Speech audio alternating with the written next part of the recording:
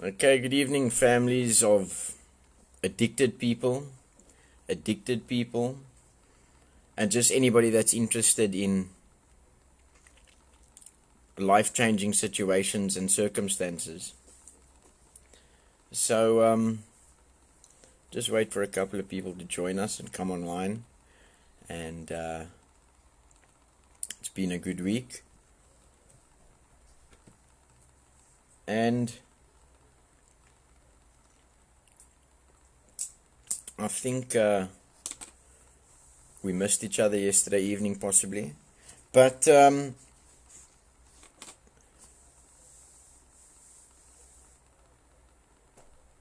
yeah, sometimes something becomes a little bit, I wouldn't say monotonous, but sometimes we need a, how's it, Andrew?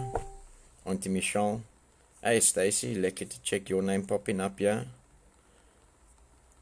Kinza, I'm not sure who you are, but good evening. Hope this message finds you well and serves a purpose in your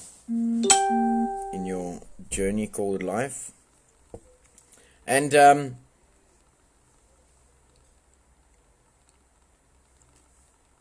yeah, so we had to touch on a couple of other areas and things like that. And hi, Auntie Bev, how's it? Jeez, that's pretty cool to see popping up there as well. And yeah, so I think this evening's meeting is possibly going to touch on a couple of areas.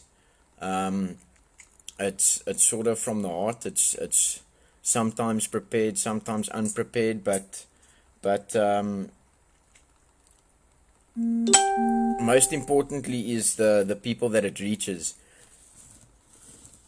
Okay, and yeah, how's it, Clutchy? Lekker. I had a lekker conversation with Clutchy today. Stormy, a couple of names that I've been in rehabilitation centers with some guys. Also been a naughty boy with some of these guys that are popping up here. But by God's grace, we're all sober this evening. And that's why we are in communication, because there's not many people, Gladwin as well, Witter, Garth, all people in recovery. And yeah, I think one of the biggest points that gets overlooked on addiction is the families that it affects and how it affects them, and that at the end of the addiction sort of journey, how crucial it is that families also get recovery to a certain degree, where I know how sick I made the people around me, but obviously I had the benefit of going to a center, and that is only the one part of the problem, you know. There's a very insightful reading Two Wives and to the family afterwards. How's it, Bev? Laura, names are popping up quick here.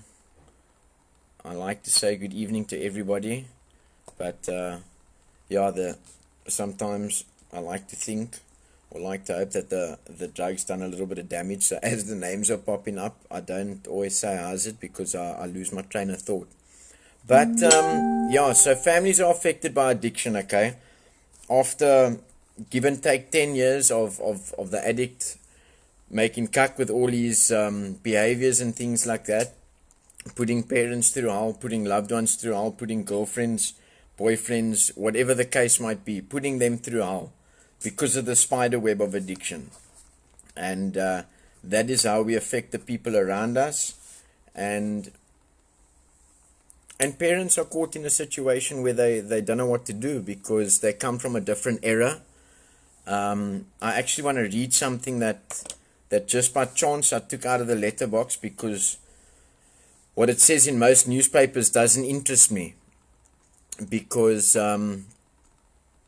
it's strange that human nature is attracted to chaos, and when there isn't chaos on the front page, that we tend to go looking for chaos on the next page. But a newspaper basically with chaos on the front sells better than one with a nice story on the front. And yeah, so what happens is, after 10 years, after 15 years, or how many ever, that is usually the amount of time in a lot of cases that it takes for a substance abuse problem to get resolved, because we go here for help, we go there for help, we try doctors, we try and move to other provinces, and I've lived in one or two myself, but I always try and remember that, and it only came to me, and it was only explained to me afterwards, that wherever I was running to, I was running with myself, and I was the problem. When I relocated to other provinces and I didn't sort myself out, then just this, I know that this happens with non-addicts as well. Then the auntie that you're living by is a problem. The oak that works behind the counter in the staff canteen is the problem, and whatever the case might be. And I like to take the road rage example. And you know, I just talk facts about my own life. So if you can relate to it, then relate to it. If you got a different opinion, that's also okay. But yeah, I share my experience, strength, and hope, and the way I see things now. And through people sharing that with me, like the founder of RAEL, Mr. Hall, and a lot of other people in recovery that has come through the gates of the program at RAEL, that has shared their different views and different things, has made me, or helped me to see the things the way I do. So that's how we operate. We pass the message on, and there's another cliche that goes, we can only keep what we've got by giving it away. So that's why I share my, not because I know any better, or because I think I'm any better, as one or two people tend to think, but because that's the way the message was carried to me. Okay, so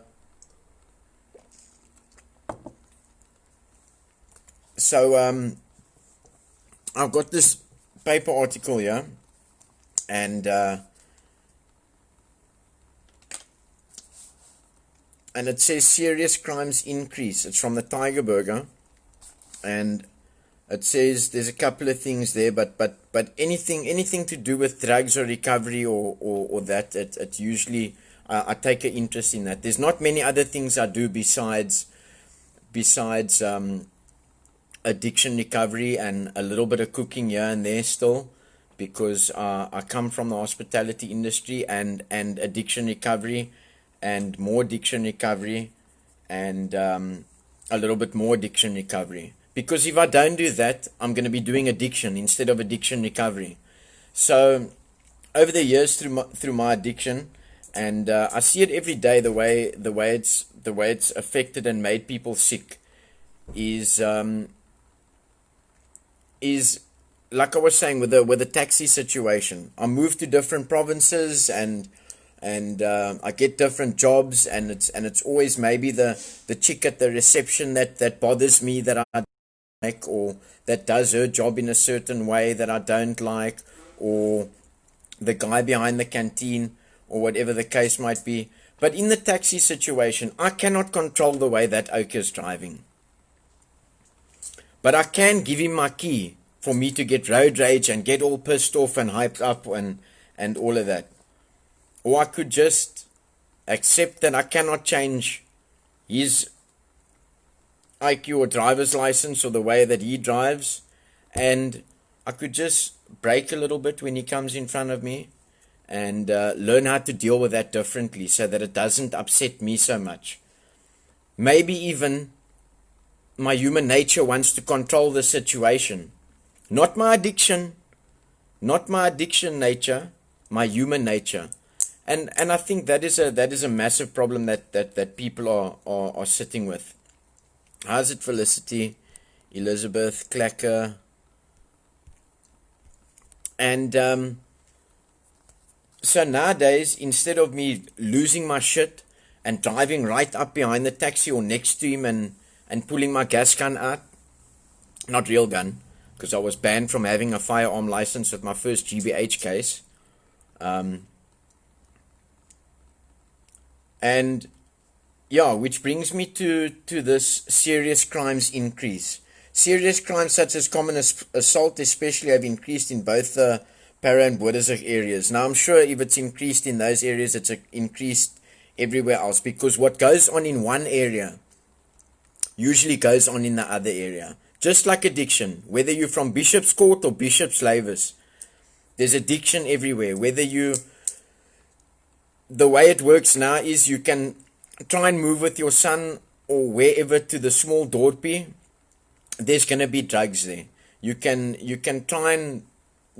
move to Iceland, and the Eskimo is going to bring you whiskey if you're alcoholic. That is just the way it is. We cannot change the things around us. We cannot change other people. All I can do is change myself. So, coming back to that, it's this is according to the latest crime statistics released by the National Police Minister. Okay, we all know Becky, aka Chuck Norris, and it goes on to say a couple of things or whatever. And then I just this part like stood out for me. These are alarming statistics with the increase of unemployment and people not having money. My fear is that this could increase. It's been increasing over the last 20 years, just the same way that the drug addiction has been increasing over the last 20 years. The same way addicts and people becoming addicted and nothing being done about it, especially the dealers, has increased, okay? Whilst drug-related crimes are down. Now that just blew me away completely. Because I can never understand on a CPF form or on a police sort of report to the community or whatever that there's possession arrests on there, but there's never dealers arrests on there. You never see the dealers arrests. So where's the Oaks getting the drugs from? I know I had a situation once here in Bodersig. It could have been about 8 years ago. No, it could have been a bit longer. Could have been about 12 years ago, somewhere there. But anyways, so there I am. I'm busy helping my friend saw his palm tree in the front of his house at 3 o'clock in the morning because I couldn't sleep, because I was on methamphetamine and I wanted to keep myself busy. But I did really have a night shift job in real life. So here comes these victimizing cops that I'm sure we've all phoned on one or two occasions, and they haven't arrived yet. But anyways, well done to the cops that do try keep doing what they must do and whatever. And geez, that's so hectic. I see a good friend of mine, Salwan's name pop up there, that is also doing very well in recovery. We hope you have a speedy recovery with your operation. I don't know all the ins and outs, but I hope you're doing well and getting well. And also played a part along the way in my recovery, only because, like I said to you, I speak from my own experience, and the reason why I do that is because people share with me their experiences and where they've been, and some people that I've seen that done things, and then I've seen them live a different life, which made me think, hey, I can also do that. In the times when I was really thinking like, hey, I'm just gonna die a drug addict, like some of the people around me and things like that, God bless them. And that's why I always say it's by God's grace that I sit here. So anyways, before I said how's it to Salwan, I was talking about the one time where myself and my friend, we were sawing his palm tree at 3 o'clock in the morning. And the cops came round the corner and they wanted to search us and and harass us and all this kind of nonsense. And so I said to them, sorry man, there's been cars in and out round the corner here. It's 3 o'clock in the morning. There's been cars in and out round the corner here by this house the whole night.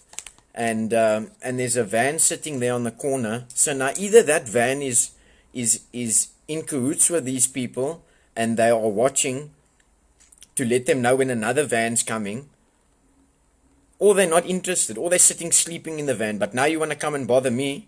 And I had a reasonable excuse, like I was working night shift at a hotel at that time, and I said I don't want to break my routine, so I work at night because there's no crime in working at night, and I sleep in the day. And yeah, my biggest thing is that in all these different police forums and things like that, you see how many houses have been broken into. You see people's garages being broken into. You see over the last 20 years, and I don't know if parents or people my age, I never thought I'd ever say that. People my age can agree with me. How the drugs has gotten into every area over the last 20 years. How the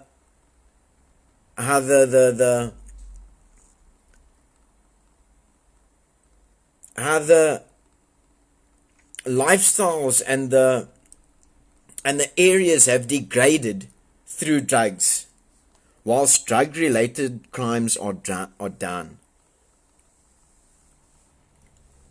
Does everybody know that you can send your dealer EFT, or you can send your dealer a ShopRite voucher, or you can send him?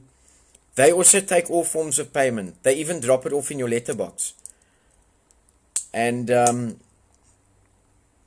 this is what brings me to Orange Friday. I just want to show you guys. I got myself a nice pair of orange sandals to wear on Orange Friday, because it's to remove the stigma. Oh, my pen's also orange. I need to check now in my video. And it's to remove the stigma. And that is my point, is that all of us, parents and people and everybody, in order to remove the stigma, first of all, to judge me, you need to walk in my shoes. Okay? And that I'm saying not for me as Kurt. I'm saying that for parents whose kids get judged. I wonder what his mother taught him, is usually what mentally challenged people, mentally, emotionally, spiritually, and all kinds of challenged people in my judgment say about people who have kids that are struggling with addictions and substance abuses and things like that. But parents are in a situation they don't know what to do. They don't know what to do with their kids. And like I said, wherever I went or lived or whatever, I didn't either like the people there. I could see the corruption and the chaos that I eventually caused in their lives. And I eventually had to come to the conclusion that I was the problem. So, coming back to me saying that it makes parents ill. It makes dads bitter with resentment and a couple of other things. It makes dads bitter with resentment and guilt, and parents, like we say all the time, is ask themselves, where did I go wrong?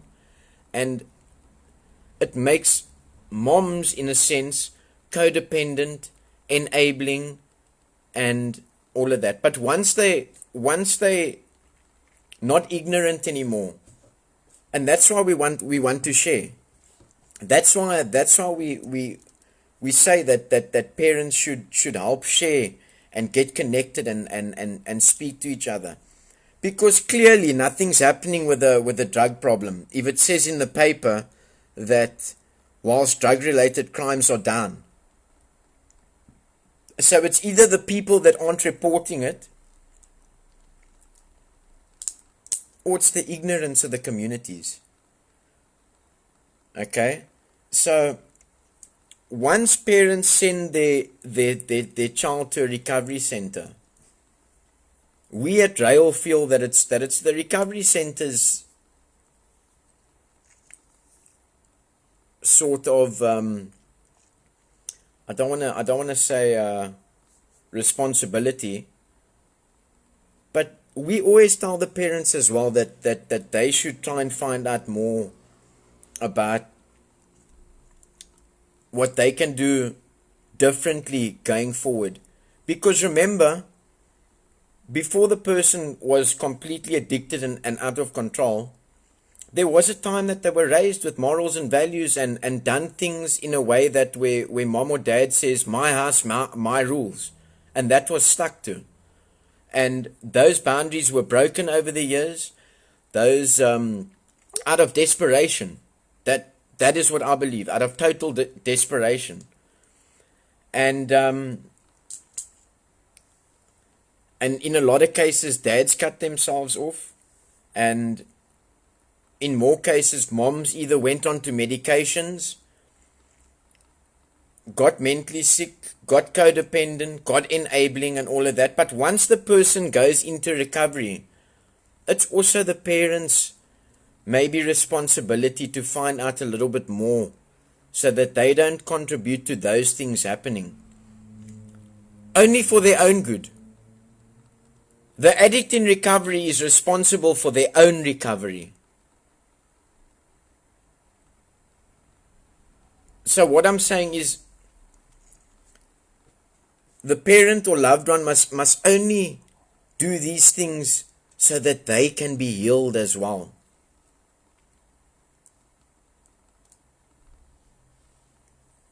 They need to be healed as well. But just back to the shit that they're talking in the paper here. Whilst drug-related crimes are down. Okay, this should have been in the jokes column, you know what I mean? We have not nearly addressed the increase drugs and the problems that go in hand with it. Now, in the one sentence it says, whilst drug-related crimes are down. How do they know that the drug-related crimes are down? Okay. And then after that, so we're living in a place where the system is fucking us. Actually. It's messing with people that don't have addicts in their families. It's messing with parents. It's messing with the addicts themselves. It's messing with wives, loved ones, girlfriends, boyfriends.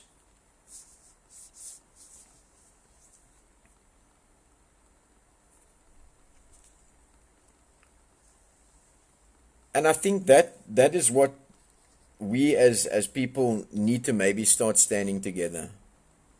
That's right, Andrew, because they focused on the cigarettes. Because dacha is legal at the moment, but cigarettes aren't.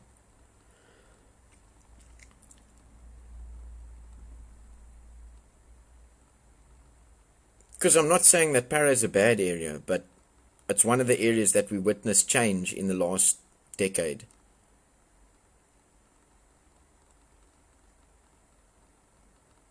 The task that lies ahead will be to find innovative ways for how to address these challenges with the limited resources at our disposal.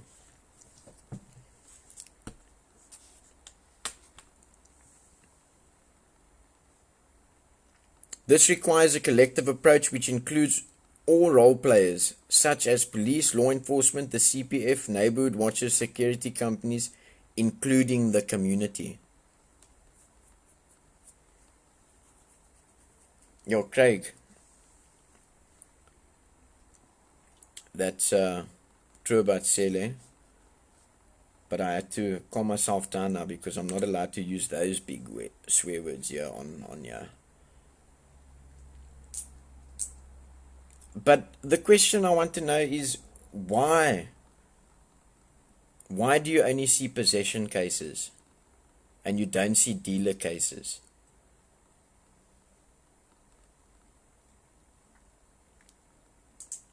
The other thing is as well that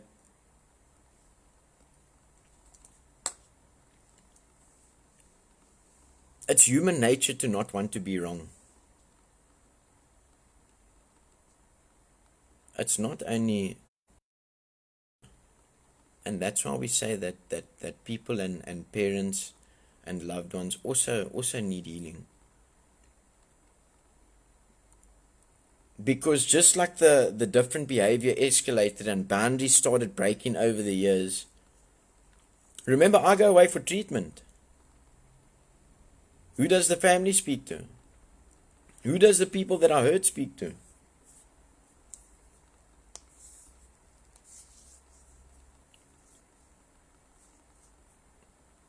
How does my girlfriend deal with the fact that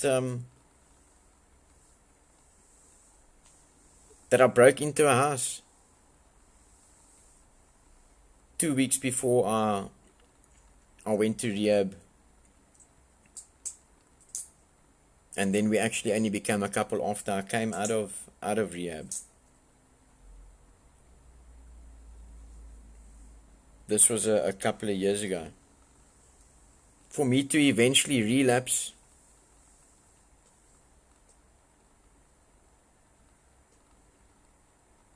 and do the same things.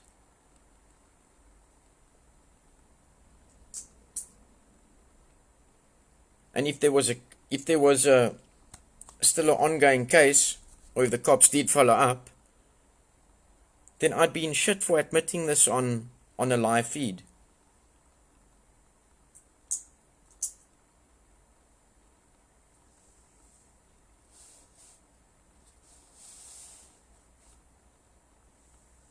But how does the family and loved ones deal with that?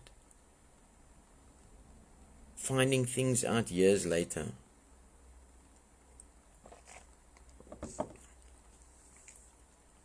And we put the truth out there. I was a really sick person. And the stigma that I got attached to myself is all the bad things that go along with drugs. Today I got an old friend outside the complex here. He was walking past with his trolley and his dog and all of that, and I said to my son, Jordan, that guy used to have his own house. So surely he must be sick to be walking with a trolley now. Never mind shaving, I don't think he's seen a razor for the last 2 years. But you know what that sick person done? When he seen me, he said, hey, you're looking well. Hopefully I can get to where you are someday. And I had a 5-minute chat with him, but before I said anything else, before I said a lot of things, he pulled 2 tins of dog food out of his trolley. This is a oak living on the streets, whose priority in life has become drugs because addiction is an illness.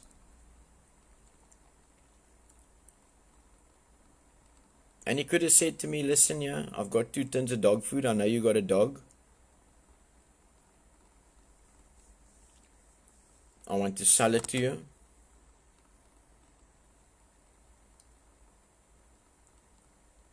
But that's not what he said.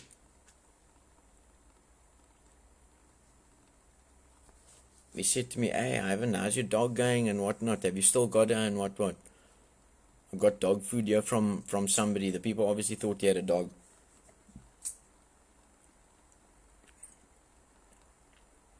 Here's 2 tins of dog food for you for your dog.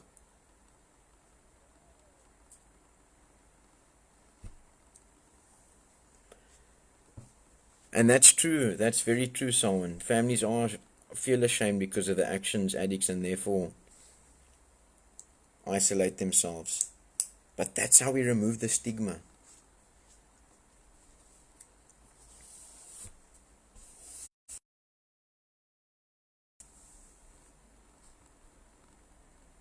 In many and 90% of cases, parents didn't do anything wrong to get the start off and up to, and the leading part up to the addict making chaos and mayhem, because they got sick over that period of time as well. They didn't know what to do. They were manipulated. They were conned.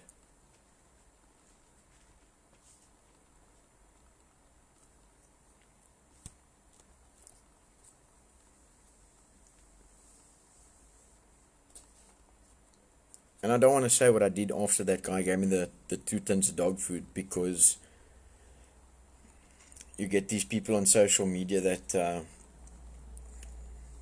say, why do you post when you feed hungry people and all of that and whatnot and what.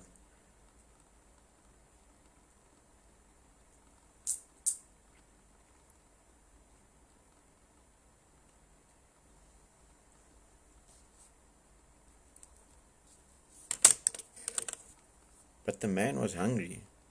All human beings eat. And over the years, I think people should be honest with themselves here tonight.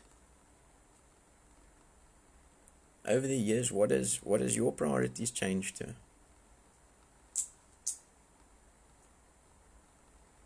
What self-defeating things do you do?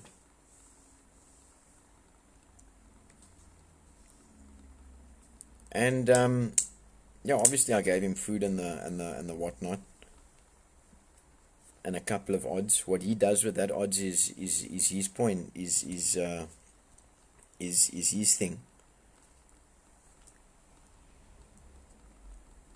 But if I could make his life a little bit easier for that moment or for this day, then that's what I'd like to think that I'm doing. Because whether he's gonna buy drugs with the money I gave him or carry on with his mission, he's going to get it. Nothing is going to stop him except for recovery.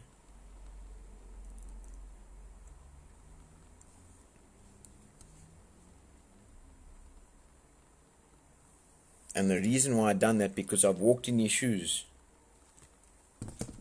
That's why I'm so lucky. I'm glad I bought me an orange pair of shoes. And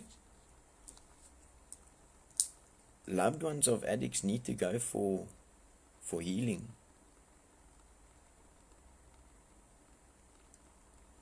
And I got yesterday's reading here of the Just for Today. And it says the shape of our thoughts. And I know somebody pointed out on these meetings before that the recovery and things like that, only the first step of the recovery program says anything about addiction in some of the relations of the 12 steps. There's some as well that is a lifestyle, because it is a lifestyle change. There's some as well that don't say anything at all about addiction, but it helps people with addiction because it's a lifestyle change. It's a change of processing things. It's a change in action. It's a change in doing things in a certain way. Because it's spiritual, mental, emotional, and physical. Those are the 4 kinds of doctors that we work with on the RAEL farm. We work with our spiritual doctors, which is our pastors.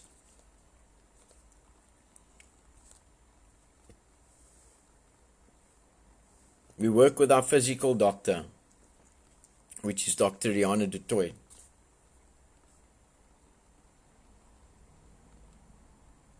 The mental usually straightens itself out when the spiritual is looked after.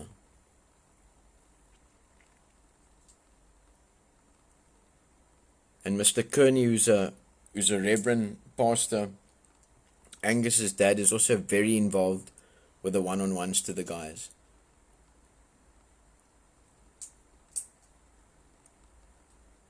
And that's what addiction is. It's a spiritual, mental, emotional, and physical disease, if you want to call it that. The physical part is that I've lost the ability to control a mind-altering substance. The spiritual part is that I'm sensitive to guilt, resentments, and all of that. Oh, there's an allergic part for me as well. That's one of the only allergies that I've got. I'm allergic to drugs and alcohol. I am allergic to drugs and alcohol and a lot of things at the pharmacy as well. Because my allergic reaction to taking those things fucks my family and it fucks me. Sorry for the language. But I don't swear.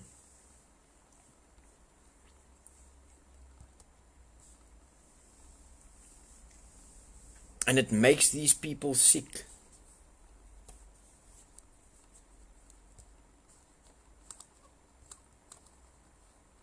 And like I said earlier, it's a human trait that people don't want to be wrong. Human beings don't want to be corrected. And what made it a little bit easier for me to change things and maybe listen to somebody else is firstly because my way wasn't working. I'm not only talking about the drugs, I'm talking about internally.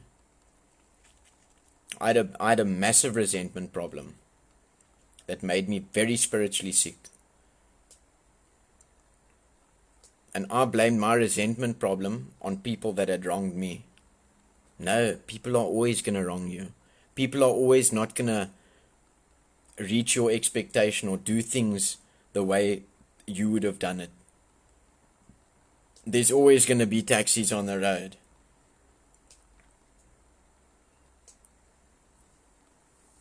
Driving shit.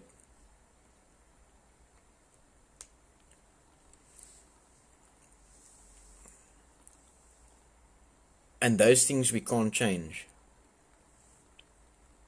People that has gotten sick over the years. I remember in the beginning with Mal, just after I relapsed.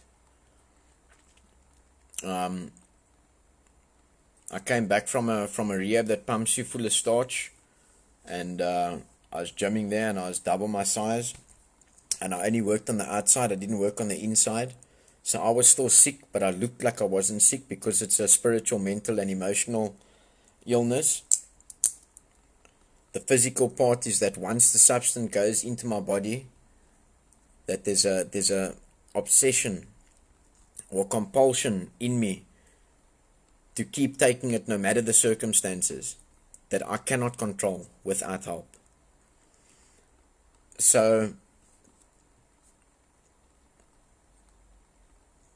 it got to a point where,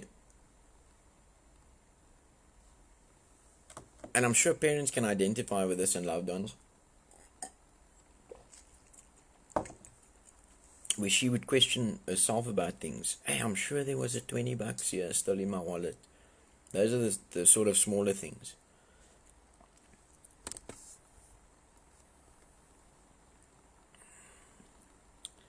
So it says here the shape of our thoughts. And I would manipulate the situation into, no man, that $20 was used over here and there and there. And it says the shape of our thoughts. By shaping our thoughts with spiritual ideals, we are free to become whatever we want to be. Now, I've done this meeting before where not only the addict, the person around them has admitted that things have changed them. Actions and activities have changed the way they think and feel. For example, people that's been in relationships, abusive relationships or whatever, not always physical abusive relationships, maybe in cheating relationships, haven't dealt with their insecurities going forward. I'm sure there's ladies that can identify with that. Never touched drugs in their life. And that's the same way that our addiction affects the people around us. Where moms become enabling or codependent. I'm not saying in every case now, I'm just saying in 99.9. Where moms become enabling, codependent, and lying to dad and dad becomes resentful and hurt and angered. And a lot of the times, if your parents are, or the people are 50 and over, it's only because of ignorance, because of not knowing how to deal with the situation. Not because they've done anything wrong, but just simply because over the years those boundaries have slipped and things have changed. And you've been manipulated and conned. The same way the drugs conned me for years. My life was going down, but when I put drugs in my body, it told me that it wasn't. So we're only dealing with feelings and thoughts here. And those are the things that need to change. Addiction shaped our thoughts in its own way. And now I'm saying that this isn't only for addicts. Whatever their shape may once have been, they became misshapen once our disease took full sway over our lives. Our obsession with drugs and self-molded our moods, our actions, and the very shape of our lives. Everything I done was revolved around drugs. If on a Sunday, yeah, when I relapsed a few years ago, and I was full back into the swing of things, because like I said, I was nice on the outside, but I was still sick on the inside. And Mal didn't really know exactly what I was about. Right. The thing that I said to her wasn't that I'd been shooting up heroin for the last 10 years and I was in and out of prison and I'd broken into houses and all of that. I first said all the nice things about me.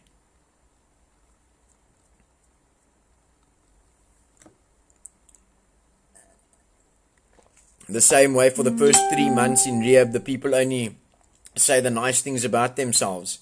Then they start talking about, sometimes when the parents, in the time that they're there, are looking for things, then they start talking about, oh yes, yeah, I remember, yeah, the camera is at this and this and that Cash Crusaders.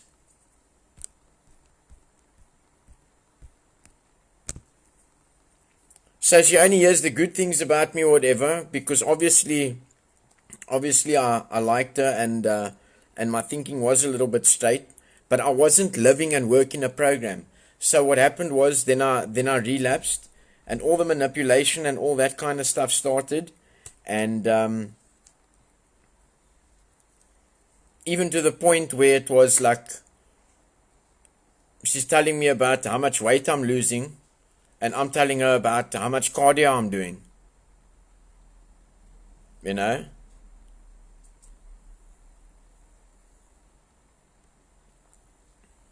And I was so conning to the point where on a Sunday,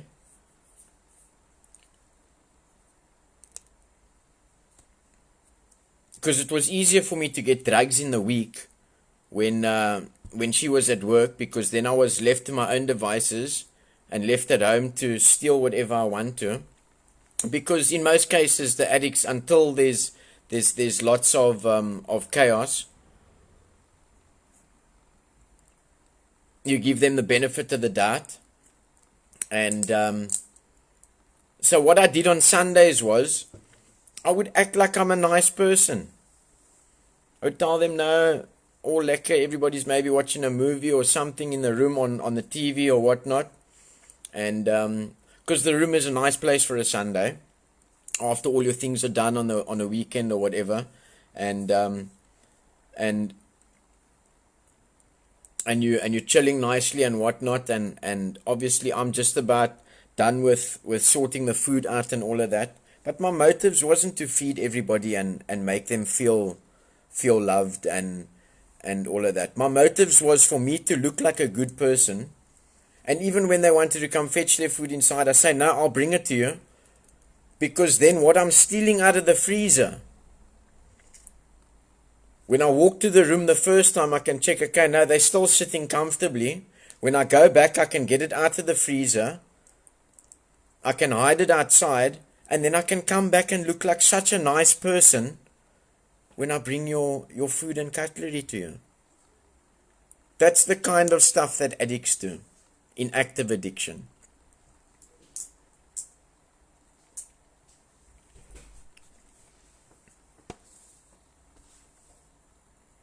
So then it says here, each one of the spiritual ideals of our program serves to straighten out one or another the kinks in our thinking that developed in our active addiction. And now that's why I say to the parents and I ask them,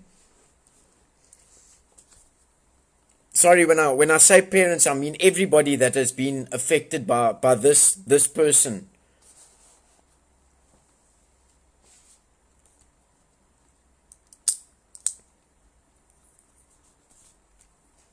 That is using the substance, where it says in the paper, whilst drug-related crimes are down.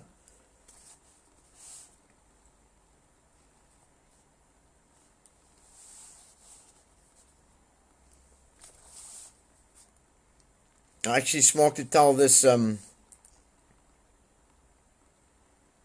this journalist to maybe go check his facts out. But maybe the oak was just misinformed.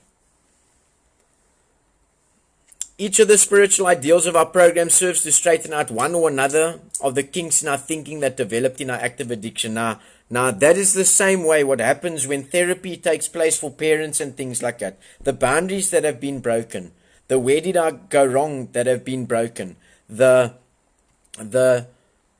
codependency, the enabling.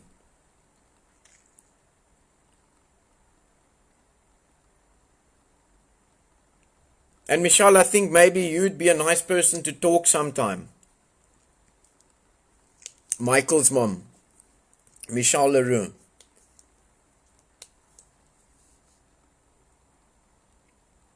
Throughout just the information has changed your way of doing things. That when Michael just phones nowadays and says, Mom, I'm leaving the rehab, I'm coming home, you don't just say yes anymore.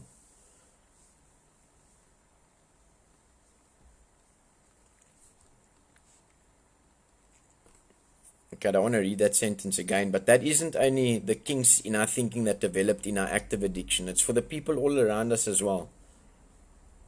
It messed them all up, eh?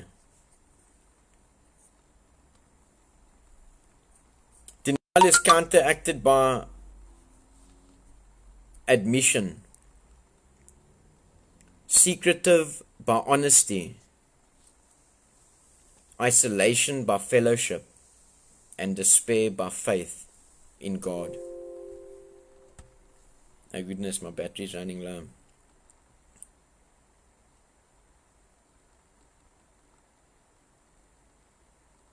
But not only addicts are in denial, eh?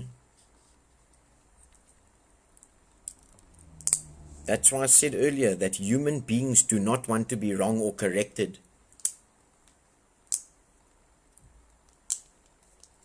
And the saying, nothing changes if nothing changes, goes into all our affairs.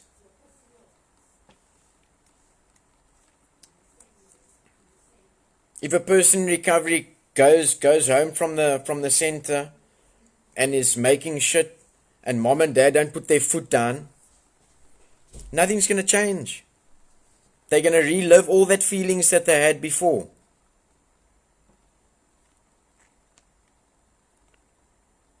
Secretiveness by honesty. Isolation by fellowship. And that's what we ask to the parents and loved ones and people. Go check out our Orange Friday pages. We need to remove the stigma that parents have done something wrong, that we've all been made sick through this. Yet it says in the paper, whilst drug-related crimes are down.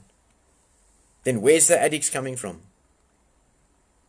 Where's the drugs coming from?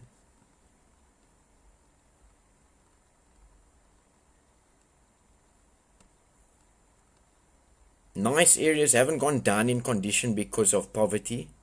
It's gone down because of drugs and drug dealers.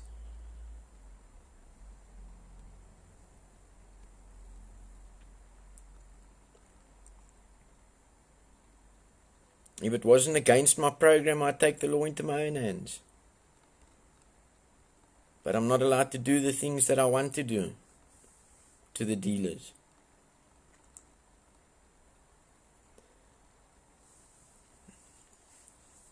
The spiritual ideals we find in recovery are restoring the shape of our thoughts and our lives to their natural condition.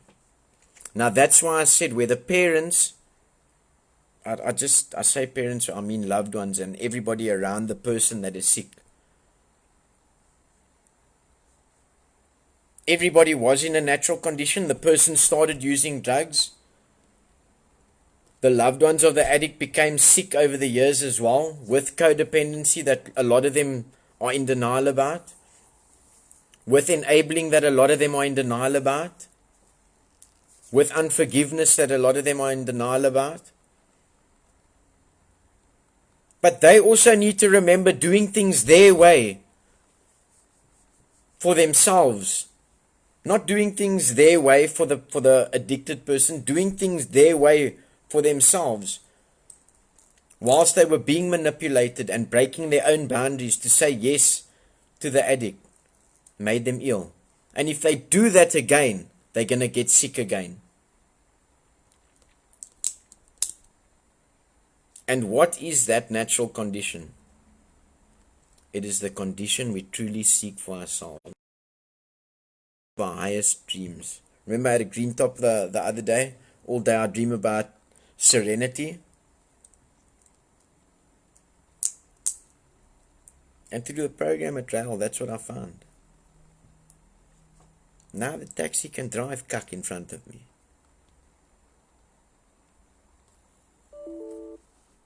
Okay, then my computer shut down. But it's fine. I don't want to leave you guys now. So we can carry on with that reading tomorrow. And that's the thing. People walk on eggshells around addicts. That is what addiction wants. Addiction wants you to give in. Addiction wants you to enable. Addiction wants you to be manipulated.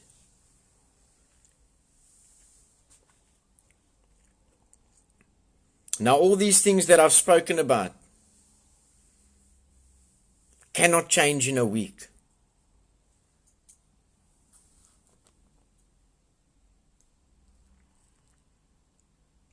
Or 2 or 3.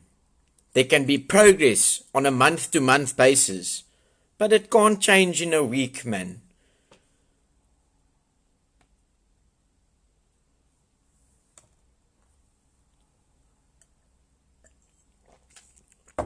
Those are the insecurities families and loved ones need to.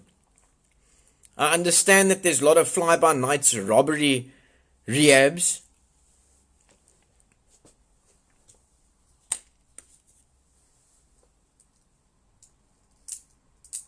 But RAEL's integrity sort of speaks for itself, man. The parents of the people that have been on the program whose kids are still sober and they've stuck to the boundaries and done their part of finding out information on what they can do differently with themselves going forward, not what they can give the person in recovery more of or less of, or those people need to put their boundaries in and finish. That's what needs to happen. I got to a later stage in my relapse where I was really making serious shit, yeah. Miles for 2 other kids to think of. And this hasn't really been a cold winter. But I can tell you now, would I have wanted to change?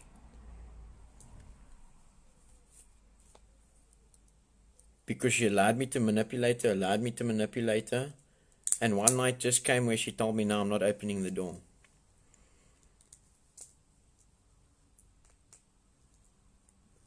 Luckily, I wasn't at the stage in my addiction where I was years before that and would want to break doors down and all that cuck. But you do get those kids and people that do that. I think it's on the increase, even though the paper says that whilst drug-related crimes are down, it also says that they have not nearly addressed the increased drugs and the problems that go hand in hand with it. So they're actually telling us that they're doing nothing about it, people and friends, man. They're doing nothing about it. Look at what our loved ones in our place looks like.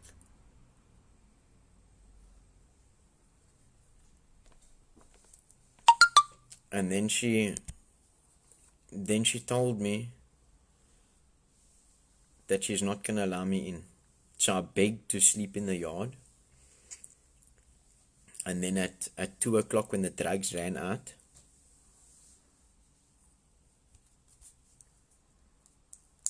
I went to go wake her up by a room window. Because it was only about me, myself and I. Went to go try and work on her emotions. Oh, it's cold outside. Instead of me telling myself I'm outside because of what I've been doing, in my mind, she becomes the bad person. So I asked for a blanket.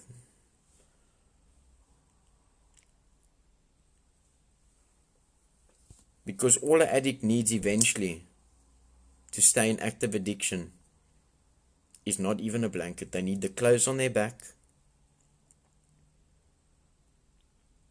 a little bit of food here and there,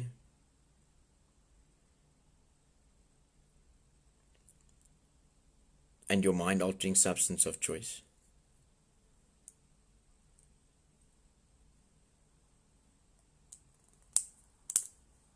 So she wouldn't give me a blanket. Had she have given me a blanket, it would have become a little bit more comfortable for me to sleep outside.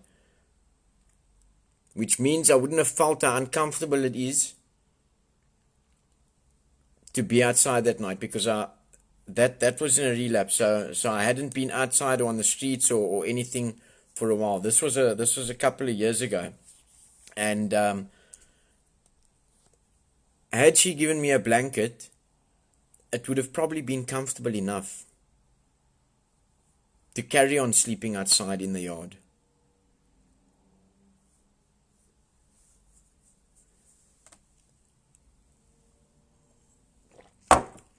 Spare my feelings, save my life.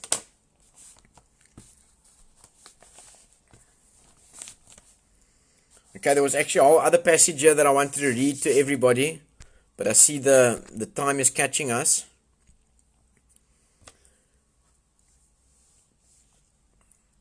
And one of the topics is you're finding new friends. And that we'll get to that topic.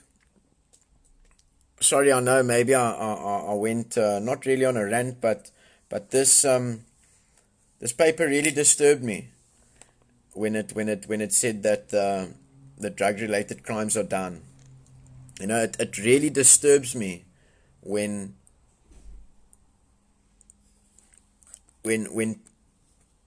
people and loved ones are in isolation because we don't share the hurt. So on the other hand, tomorrow is RAEL Orange Friday. You guys can see on my wall that on my profile, if you go there, I ask you please to, just for the day, change it with a orange ribbon, your profile picture. The app is there if you want to try it. It's pretty cool. Lee J, our social media manager up in the UK, taught me that. Thank you very much, Lee J. Because the only thing that I used to know how to do with cell phones and laptops and all of that is to check the specs on it so that I know how much to ask the dealer for. But now I'm learning because I'm open-minded. I don't have all the answers. Okay, so that's tomorrow, Orange Friday. I'm going to be wearing my orange slops. So it's to remove the stigma. Don't judge me if you haven't walked in my shoes. And that's what should go for parents as well. parents should link up together and say, don't judge me if you haven't walked in my shoes. Because it's easy for a parent to say that I won't do this, or I won't do that, or I will do this, or I will do that. But wait until it's your child, man. Wait until it's your child. How many of us, years before the drugs, allow our boundaries to slip?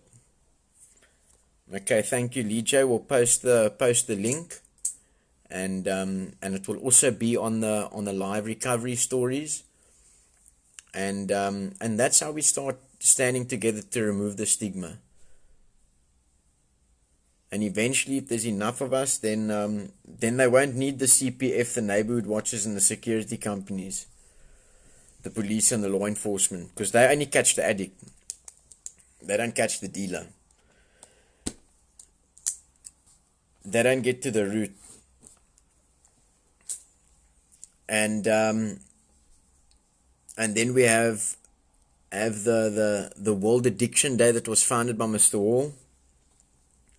That is on the 21st of September, and obviously with the lockdown and things, we usually have something big where there's a big get together and there's guest speakers and all of that, and we'll keep you updated on the plans about that. Obviously, we're limited, and our resources and things is limited, and yeah, I'm gonna leave you with a cliche that is possible. Not an addiction recovery cliche, but I learned it in addiction recovery because that's what I needed to recover from. But I didn't need to recover from the drugs. I needed to recover from all the doings and hurts and hang-ups and actions from it. And this could maybe be possible for all kinds of people. It is not recovery that is hard. It is the resistance to recovery that causes the inner turmoil. That is what steals the serenity. So good evening all, good night all, and thank you for watching. Don't forget to wear your orange things tomorrow and post your pictures. I'd love to be tagged. Lekker, thanks all. Have a nice warm night. And we'll see you tomorrow.